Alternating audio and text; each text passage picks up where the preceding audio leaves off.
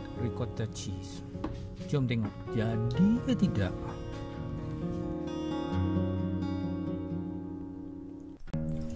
Ini resepi agak-agak je tau.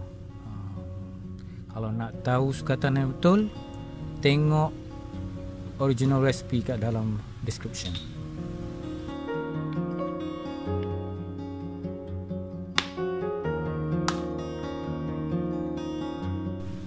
Alamak, tumpah pula.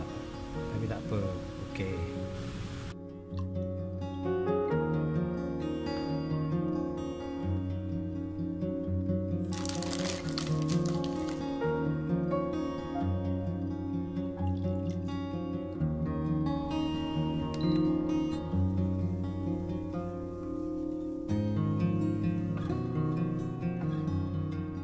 Sementara tunggu susu tu masak, kita juskan, kita ambil jus lemon ni. Tapi kalau tak ada lemon, pakai cuka pun boleh.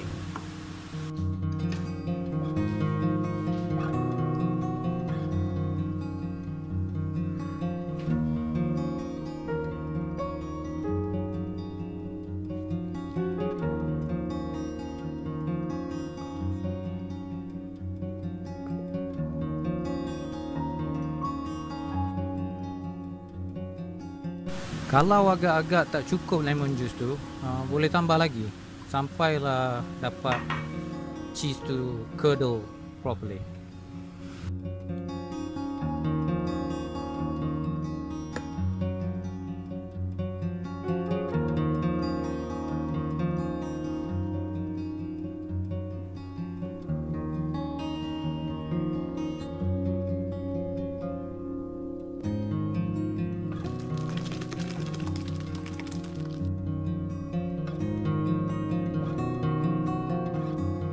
Mak Datuk sedap gila.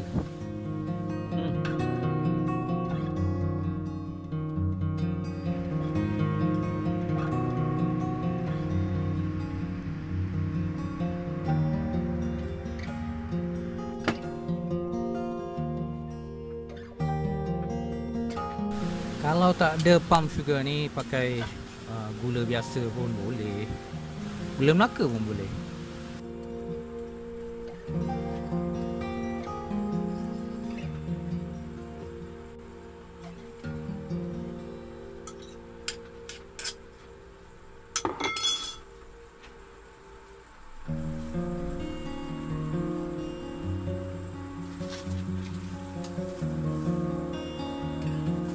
I say man, sorry.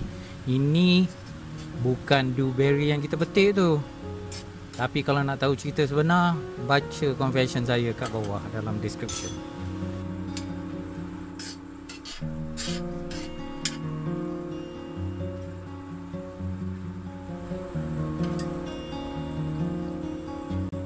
Apple vinegar ni optional je. Kalau nak taruh vanilla boleh, nak taruh orange pun boleh. Tak tahu apa-apa pun boleh. Kalau nak taruh cornstarch untuk pekatkan kuah dia, boleh juga.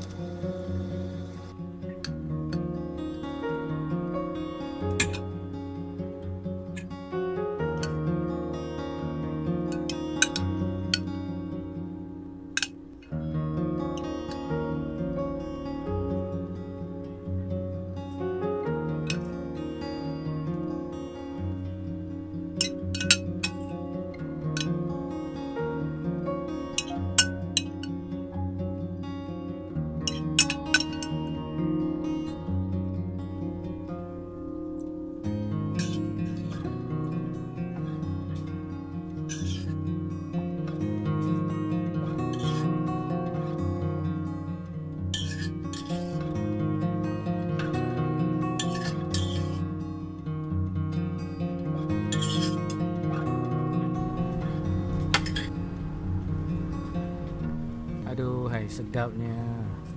Alhamdulillah.